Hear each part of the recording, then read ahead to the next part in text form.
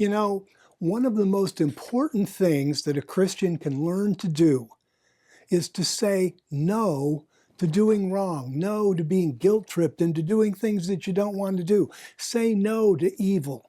That's one of the most important lessons a Christian can learn, and it's about setting boundaries. And I'll tell you something else. It doesn't work well on the fly. Now, what do I mean by that? It means when you're in the midst of an emotionally charged situation, a pressured type situation, you're being asked or pressured to do something that normally you really wouldn't want to do, and all of a sudden you haven't thought through beforehand situations like that. You haven't thought through who you are and how you would act. And so a lot of times people do something that's evil or wrong or hurtful, and then afterwards, they're like, why did I even do that? That's not normally how I would behave. When it comes to saying no to evil, not being guilt-tripped into doing things we don't want to do, not being pressured into doing things that are wrong, then we have to think through ahead of time the kind of people we are. What kind of person am I? Who am I? How do I behave? What do I do? What makes me healthy, emotionally healthy? What makes me blessed? And then, better even, what blesses God? What pleases God? How do I need to act to please God? And if we think those things through ahead of time, and if we determine ahead of time the kind of people that we are, then life becomes a lot easier. And it's interesting that in the book of Proverbs, the first major lesson in the book of Proverbs is about saying no. And so let's go to Proverbs and take a look at that. Here's Proverbs chapter 1, and we'll see this coming up in a few verses, but Proverbs is the only book of the Bible that's specifically addressed to youth, to young people, to naive people. You know, we talk about, the church epistles and other places in the Bible, and sometimes the vocabulary and the concepts are pretty sophisticated. And, the person who just picks up the Bible, or the person who's young in the Word, the person who's inexperienced, may not get some of the concepts about sanctification and redemption and that kind of stuff. But Proverbs is written for the youth and for the naive. And we'll see that. And it's interesting that in that case, we're going to talk to young people, we're going to talk to naive people. What does that mean? It means that we're talking to young people and naive people who are kind of easily beguiled, easily deceived, easily sold a bill of goods. And what's the first lesson that God has in Proverbs for them? Learn to say no. Learn to say no. And that's important for us too. So let's go to the book of Proverbs. The Proverbs of Solomon starts out verse 1. The Proverbs of Solomon, the son of David, king of Israel. And then he talks about some of the purpose of Proverbs: to know wisdom and teaching, to understand words that give understanding, to receive teaching in righteousness, justice, and integrity. Those are good things to receive teaching in. To give prudence to the naive, knowledge and discretion to the young. So here is this very clear statement. What's part of the purpose of Proverbs? To give prudence to the naive, that would be wisdom. Wisdom is very close to prudence. It's the ability to make right choices and do right things. To give prudence to the naive, knowledge and discretion to the youth, so they are able to discern what's good and what's bad. And so this is part of the purpose of Proverbs. And of course, obviously, then it's going to add in verse 5, a wise person will listen and increase in learning, and a discerning person will get wise guidance. So what does Proverbs telling us there? Even if you're experienced as a believer, even if you consider yourself wise or discerning, we can all learn from the depth of the teaching in Proverbs. So then he starts out, and like I say, the first major lesson in the book of Proverbs to the youth, to the naive, is learn to say no.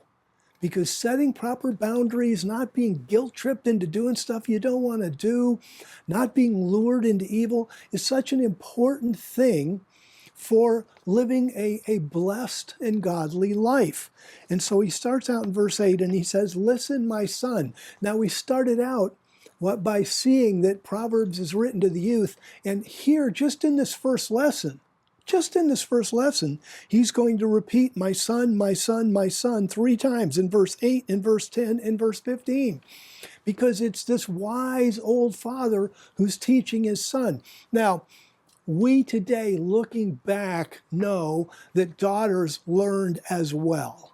Because obviously then later on in the book of Proverbs, the man talks about what he learned from his mother. How did he learn it from his mother? She was taught too.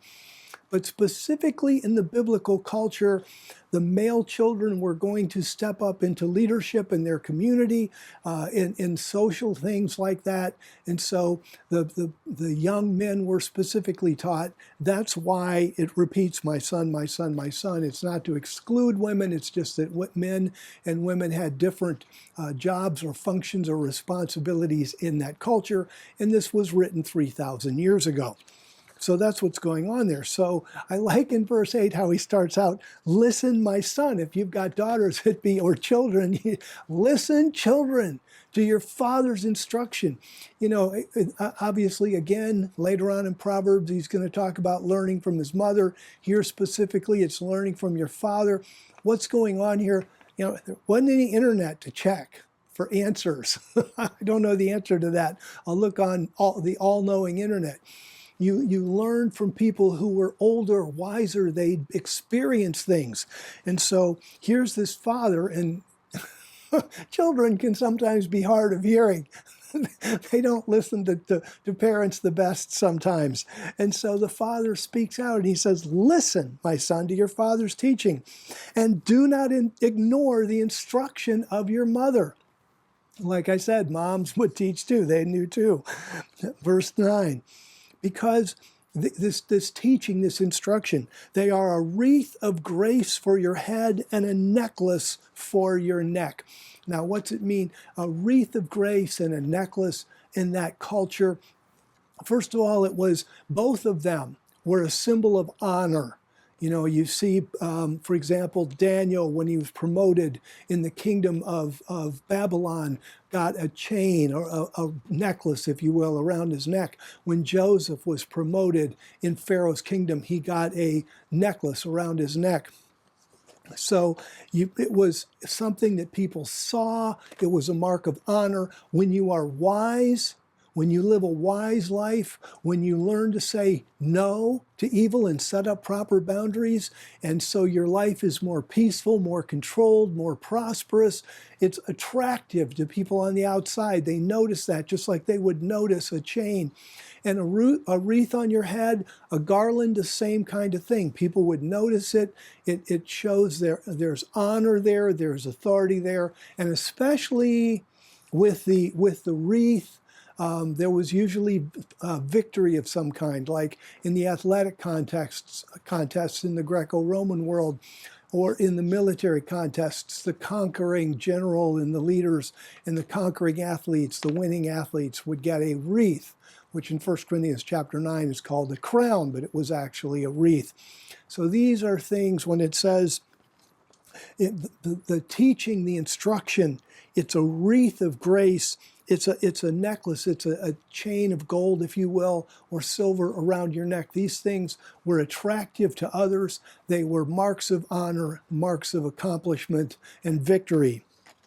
And then he says, okay, how are you going to go about doing this? Verse 10, now he repeats, my son, if sinners entice you, do not consent. This is such a big deal. Christians have to learn to say no. And there's always someone out there. We live in a fallen world, and there's loads of people that don't obey God. And there's always pressure to do something that isn't the best. You go out with buddies and you drink too much. When God specifically says in the Bible, don't get drunk. He doesn't say don't drink, but he does say don't get drunk. or you just get involved in other things. You just go along with the crowd, or you give into pressure, or whatever it is. And what does God say? First lesson to the young and naive: if sinners entice you, do not consent. Christians have to learn to say no to things that, ungodly things they wouldn't normally do. We've got to learn to say no if we're going to live a godly life. And sometimes the rewards, it's like, oh, there's easy money here. For example, if we shoplift, there's very little chance we'll get caught and we'll get all this stuff, or whatever it happens to be. And he says, verse 11, if they say, come with us, let us lie in wait for blood, let's ambush an innocent person for no reason. Meaning basically people, it's hard to track murder in that time. No fingerprints, no DNA, no video cameras anywhere. You're just a dead body on the side of the road. Who did it? Nobody would know. They say, we'll lie in wait for blood, we'll ambush a person, we'll swallow them alive, just as Sheol does, and whole as those who go down to the pit, meaning the grave. Verse 13, we'll find all sorts of valuable things. Travelers, they had to bring their money with them. They had to bring their goods with them, because that's what they're going to trade with. That's what they're going to use for bargaining money and that kind of thing. So, we kill one of those guys and, they're going to have a lot of stuff with them that we're going to want. And they say, we'll fill our houses with plunder.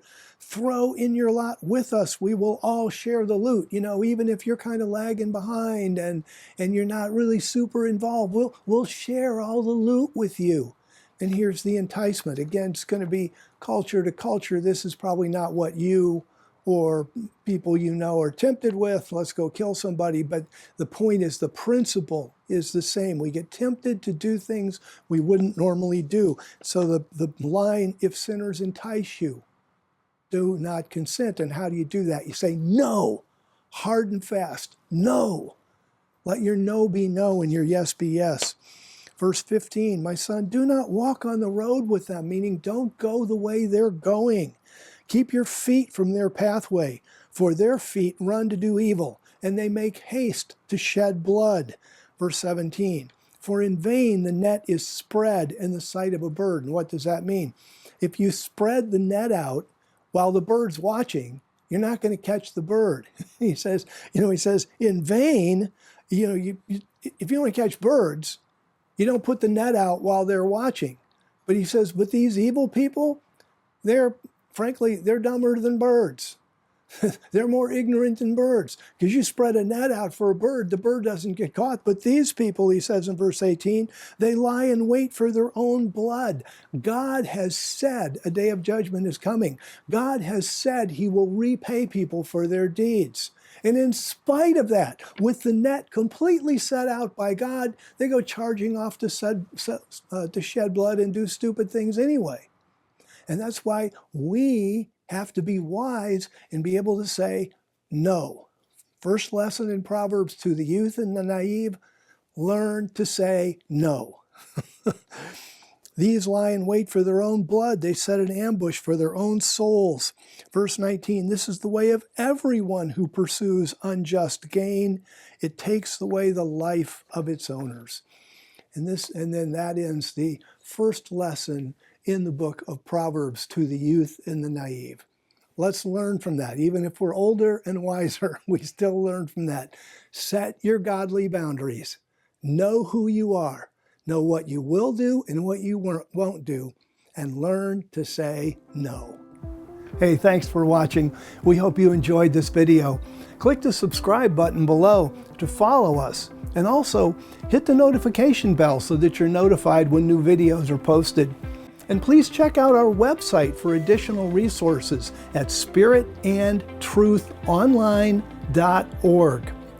And if you were blessed by this video, please consider donating to our work. Just click the donate button. And may God bless you as you grow in your walk with the Lord.